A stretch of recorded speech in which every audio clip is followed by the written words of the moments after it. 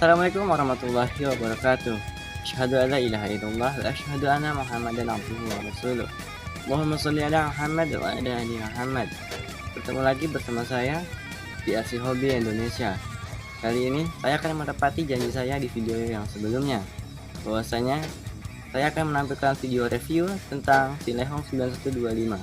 Mengingat RC ini didesain untuk off-road. Selamat menonton.